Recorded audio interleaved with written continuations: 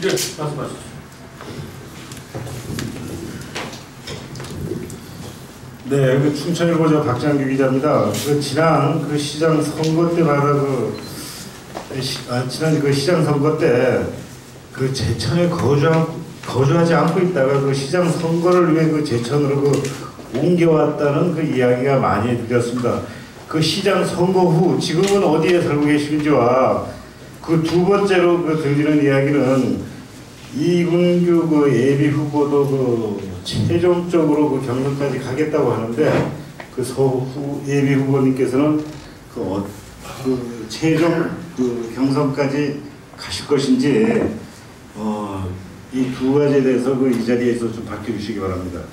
네, 고맙습니다. 말씀드리겠습니다. 여러분들께서도 뭐 들으셨는지 모르겠습니다만 이런 말이 있습니다. 진실이 신발끈을 매는 사이에 거짓은 지구를 반바퀴나 돕니다. 저는 지난 시장 선거에서 정말 이 말에 그 감동을 받았습니다. 끝나고 나서 온갖 유언비어, 날조된 유언비어가 있었다는 사실을 알고 참 통탄했습니다. 제가 여기 제 주민등록 등초본을 다 가지고 나와 있습니다. 저는 2004년 2월 달에 해양경찰청장을 퇴직했습니다.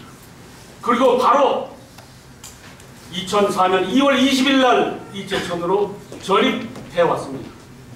처음에는 제가 살 집이 없었기 때문에 전에 제가 살던 동생 집에 기탁해서 며칠 살다가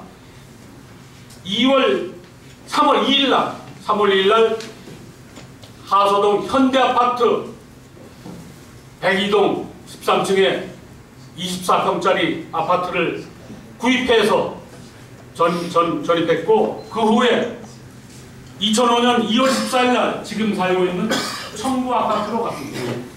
제 주민등록은 분명히 그때부터 지금까지 제 처와 제 아들이 다 등재되어 있고 여기에 살았고, 여기에서 모든 세금, 재산세, 또 뭐 자동차세, 모든 공과금을 다 냈습니다. 그런데 이런 저를 보고 떠나갔다, 제천놈 아니다, 죄송합니다, 넘쳐서 또 하물며 이런 얘기까지 들었습니다. 지금도 그런 말씀 하신 분을 참 봤고 들었는데 정말 눈물 났습니다. 제 딸이 청주에 살지도 않는데 청주에서 제 딸이 룸사롱을 한답니다. 참 어처구니가 없는 일입니다. 제 딸은 원주에서 아주 보통 사람 회사원의 아내로 그냥 평범한 주부로 살고 있습니다. 그런 딸을 청주에서 커다란 룸사롱을 하는데 서재환이가 도와줍니다. 중앙시장에서 지금도 가면 그 얘기를 한다고 합니다. 저한테 직접 하신 분이 있습니다. 그런데 진짜 딸이 청주에 살아? 청주에 룸사롱에? 이렇게 물어보는 분이 직접 있었습니다. 그래서 진실이 신발끈을 내는 사이 거짓은 지구를 반바퀴나 돕니다. 저는 평생을 살아오면서 진실은 언제나 밝혀지게 마련이고 또 그것이 널리 사람들에게 알려지리라 이렇게 믿고 살아온 사람입니다. 그런데 그 밝혀진 때는 이미 늦었다 하는 것을 저는 처음으로 알게 되었기 때문에 앞으로는 진실은 그때그때 밝히는 그런 일을 하려고 합니다. 다음 질문하신 것이 공천 문제인데, 경선에 이 공천은 후보자 우리가 하는 것이 아닙니다. 후보자가 하는 것이 아닙니다. 공천 당이 합니다. 중앙당이. 당에서 경선 하나만 누구와도 경선해야 됩니다. 또 전략공천 받으면 전략공천 받는 겁니다. 그 당에서 결정할 일이지 후보가 나는 경선에서 하겠다, 나는 전략공천 따르다 해서 되는 게 아닙니다. 당에서 결정하는 대로 따를 겁니다. 경선하면 경선할 것이고 다 따를 것입니다. 그런데 다만 이런 사항이 있습니다. 우리 민주당에서는 지금은 민주통합당이 됐습니다만 정치개혁특위에서 1년 이상을 연구해서 공천제도 개선안을 만들었습니다. 그 보면은 경선을 하더라도 사전에 후보의 자질을 검증해서 경선 자격을 부여하도록 하고 있고, 야권이 통합하는 과정, 협상 과정에서도 그 정치개혁 특유의 안을 존중하도록 했습니다. 거기 보면은 두 가지 항목이 있습니다. 첫째는 도덕성 검증을 하도록 되어 있습니다. 파렴치한 전과 사실이나 음주운전 전과, 또 명백한 거짓으로 국민을 기만한 사람은 도덕성 검증에서 탈락하도록 되어 있습니다. 그래서 경선에 나갈 수 없습니다. 또 두 번째 항목은 정체성입니다. 이념과 생각이 다른 당을 반복해서 왔다 갔다 하는 사람, 당의 정체성이 없다 해서 그건 경선 대상에서 제외되도록 되어 있습니다. 앞으로 이렇게 지켜질 것입니다. 그렇게 해서 누구와도 경선을 하라면 저는 기꺼이 임할 것이고 경선에 승복할 것입니다. 아까도 말씀드렸습니다만 저는 남의 약점을 들추는 일은 아주 점잖지 못한 부끄러운 일이다, 이렇게 알고 살아온 사람입니다. 그런데 사실을 밝히지 않으면 그 손해는 내가 본다는 사실을 이제 늦게서 깨달았습니다. 사실대로 밝히고 나가겠습니다. 앞으로 선거에 있어서. 모 후보가 제가 나온 고려대학교 총학생회장이라고 명함에 맨 앞머리에 써 있습니다. 기자회견에서도 그렇게 했습니다. 또 하물며 스스로 이곳저곳에서 자신이 충북 출신 최초의 총학생회장으로 당선되었다, 7명의 후보가 나와서 당당하게 당선되었다라고 얘기한 것을 저 스스로 들었습니다. 근데 당시 그 후보가 고려대학교 다닐 때 총학생회장 선출 자체가 없었습니다. 제가 고려대학교 의뢰에서 확인한 바에 의하면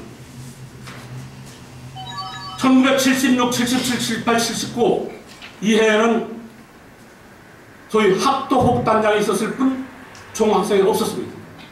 1980년에 학생회장이 있었습니다. 80년에 서울의 봄 80년입니다. 이때 학생회장 제도가 생겨나서 처음으로 선출직 학생회장이 나왔습니다. 그리고 다시 5.18이 터지고 나서 81년, 82년, 83년, 84년 9월까지 다시 학도호흡단장으로 돌아가서 이때 총학생 선거 자체가 없었습니다. 그리고 24대 83년도에 학도호흡단장을 한 고병현 교수, 성공회대 교수입니다만 이분이 어떤 기자와 인터뷰하면서 자기가 마지막 학도호흡단장을 하면서 총학생의 부활을 위해 노력했다라고 했습니다. 지금 학생회장을 했다는 분은 그분보다 앞에 23대 학도호흡단장이고 고병헌 씨는 24대 학도호흡단장입니다. 그러나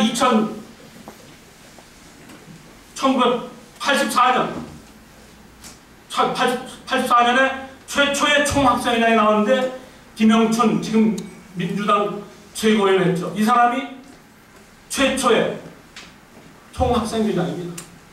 총학생 제도 자체가 없었을 때 총학생회장을 했다라고 하고 있습니다. 이런 사실은 사실대로 밝혀져야 한다.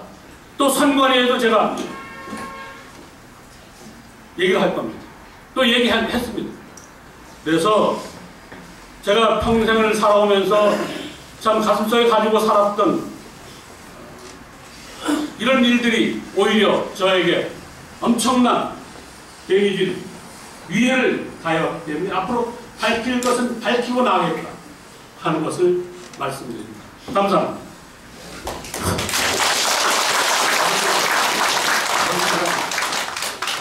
그럼 질문이 더 없으시면 질문을 끝내도록 하겠습니다. 그럼 기자회견은 이것으로 마치도록 하겠습니다. 여러 어르신 그리고 당원 동지 여러분께 정말 죄송한 말씀 드립니다. 선거법 때문에 다가조차 할 수 없어 그냥 가시도록 합니다. 정말 죄송합니다. 다시 한번 우리 모두의 염원 그리고 제천 단양의 미래를 꿈꾸는 서재관 예비후보에게 내년도 4월 11일 승리를 위하여 우리 모두 필승의 힘을 모아 큰 박수를 한번 보내주시기 바랍니다.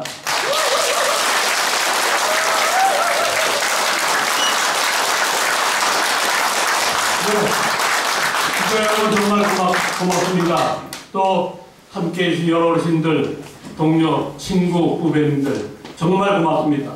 혼신의 힘을 다해서 반드시 성공해서 여러분들 은혜에 보답하도록 하고 지역 경제를 살려내는데 제 모든 힘을 다할 것입니다. 그리고 마지막으로 내년 12월에 있을 대통령 선거에서 반드시 정권 교체를 이렇게 해서 정말 이제 부정비리가 없는 그런 국가사회를 만드는데 혼신의 열정을 다하겠습니다. 그리고 이제 후배들이 정치를 할 수 있는 이 지역을 이끌어갈 수 있는 가부 역할을 하도록 하겠습니다. 정말 고맙습니다. 고맙습니다.